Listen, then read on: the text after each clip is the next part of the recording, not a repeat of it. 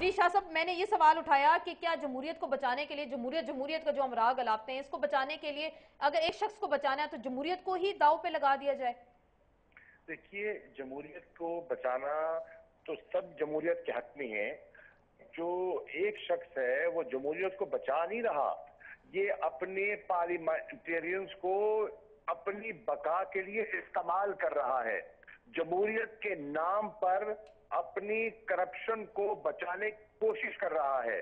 جمہوریت کو اگر خطرہ لاحق ہے تو اس وقت آصف علی زرداری کی اس سوچ سے ہے، جو اپنے پارلیمنٹیرینز کو استعمال کر رہا ہے، جو اپنے حلیفوں کو دباؤ میں رکھے ہوئے ہے اور جمہوریت کو خدمت نہیں، جمہوریت کو نقصان پہنچا رہا ہے.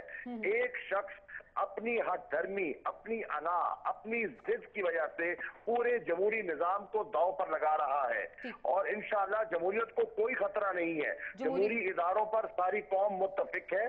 خطرہ ہے تو ان کو ان کی ذات کو خطرہ ہے، ان کے اقتدار کو، ان کی کرسی کو خطرہ ہو سکتا ہے. جمہوریت کو کوئی خطرہ نہیں ہے. عدالت سے میں شیخ صاحب سے پوچھوں گی، شیخ صاحب ان کو واقعی عدالت سے بھی خطرہ محسوس ہو رہا ہے؟ کہہ رہے ہیں عدلیہ ہمارے خلاف ہو گئی، پولیٹیسائزڈ ہو گئی. میں کچھ استثناء پہ بھی بات کروں گی. رمدے صاحب 20 جولائی کے اپنے ڈیسیجن میں استثناء کے بارے میں کہہ رہے ہیں کہ اگر بدنیتی ہو، اس کسی فعل میں بدنیتی ہو تو پھر استثناء نہیں دیا جا سکتا. وہ تو استثناء کو پھر اڑا چکے، اس کا مطلب ہے پہلے ہی. نہیں، انہوں نے کہاں اڑا دیا؟ انہوں نے یہ تو مقدمہ ابھی انہوں نے پیش نہیں کیا. ان کو 11 دفعہ میں نے پہلے آپ کو ابھی عرض کیا کہ 7 رکنی بینچ نے جو جناب ناصر الملک، جسٹس ناصر الملک کی سربراہی میں جنہوں نے سماعت کی، انہوں نے 11 مرتبہ اعتزاز احسن صاحب سے، جو جناب یوسف رضا گیلانی صاحب کے وکیل تھے، ان سے کہا کہ آپ 248 کا استثناء کا معاملہ اٹھانا چاہتے ہیں، لیکن کیا آپ کا موقف یہ ہے کہ چونکہ صدر کو استثناء حاصل ہے اس لیے وزیراعظم خط نہیں لکھ رہا، آپ یہ نقطہ اٹھائیں تاکہ ہم اس کا فیصلہ کریں؟ انہوں نے کہا نہیں، یہ میرا کیس نہیں ہے، میں یہ کیس نہیں اٹھاتا.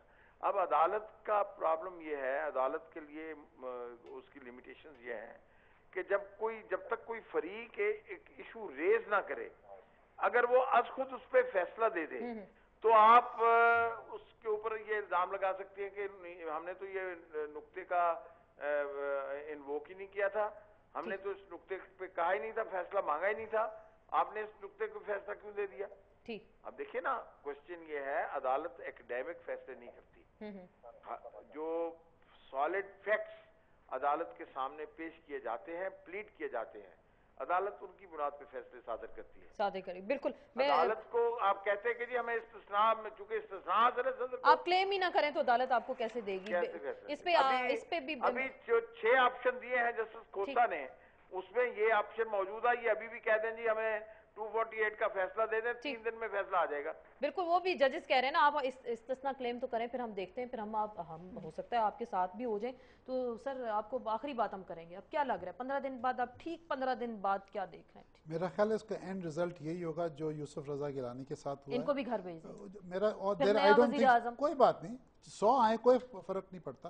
ڈیموکریسی کو کچھ نہیں ہوتا. اگر یہ شہادت چاہتے ہیں، ان کو شہادت ملے گی نہیں، اور ان کو انشاءاللہ بیلٹ باکس کے تھرو ہی نکالا جائے، and that is the best solution for this. Political نظام چلنا چاہیے، ڈیموکریسی چلنا چاہیے، ballot box should be the decision. یہ بڑی اہم بات کہہ رہے ہیں، بیلٹ باکس. تو پھر سارے خطرات تو پھر سارے ایک طرف کر دینا، تو وہ بھی کسی غیر جمہوری اقدام کی حمایت نہیں کر رہے ہیں. اسما پھر دیکھیں، بیلٹ باکس تو ہم تو یہی تو رونا رو رہے ہیں کہ ایک جمہوری ٹرم کو کیوں نہیں کمپلیٹ کیا جا رہا؟ وہ تو کمپلیٹ کرنے دیا جا رہا ہے، ہم تو یہی کہہ رہے ہیں.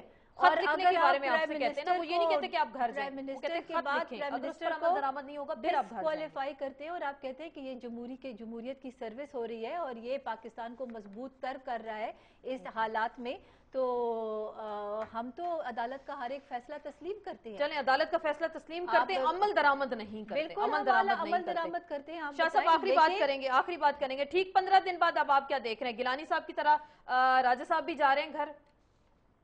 دیکھیے، اصولاً تو راجہ صاحب کو جانا چاہیے، اور قانون میں کوئی ایسی گنجائش نہیں ہے کہ یہ بیٹھ سکے، لیکن ان کی 15 دن بعد بھی یہی سوئی اٹکی رہے گی جو پچھلے 2 سال سے اٹکی ہوئی ہے. انہوں نے کوئی پیش رفت نہیں کرنی، انہوں نے محاذرائی کرنی ہے، انہوں نے شہادت کا جام پینے کی کوشش کرنی ہے، لیکن قوم آج ان کو شہید تصور نہیں کرتی.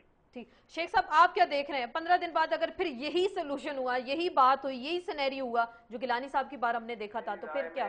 عدالت انووک کرے گی آپشن نمبر 1، ओथ की खिलाफ वर्जी और ओथ की खिलाफ वर्जी, और they might decide immunity issue, and then they may also invoke option number 6, they might make an appeal कि जी इंतखाबात का जिसने भी इनकाद करना है वो पार्लियामेंट जो है वो इंतखाबात का, क्योंकि ये 5 साला मुद्दत का मतलब ये होता है कि 5 साल की मुद्दत के अंदर अंदर इंतखाबात भी करवाने हैं। अस्मा आपका शुक्रिया, बेग साहब आपका शुक्रिया, शेख साहब आपका शुक्रिया, शाह महमूद कुरैशी साहब आपका शुक्रिया, और सबका ये सब इसी पे मुत्तफिक हैं, जमहूरियत तो चलनी चाहिए, लेकिन पीपल्स पार्टी कहती है शायद जमहूरियत को खतरात हैं। और जैसे आसिफ सईद खोसा साहब ने आज अपने रिमार्क्स में कहा कि हम कानूनी पोजीशन तो ले चुके हैं, एडजस्टमेंट अदालती फैसलों में नहीं होती, सियासत में होती है। अगर हुकूमत वक्त ने देखना, ये सोचना ये है कि हालात खराबी की जानिब ना जाएं, तो कुछ एडजस्टमेंट कर लें, इससे हालात हो सकता है बेहतरी की जानिब जाएं। बहुत बहुत शुक्रिया, कल फिर मुलाकात होगी, अल्लाह हाफिज़।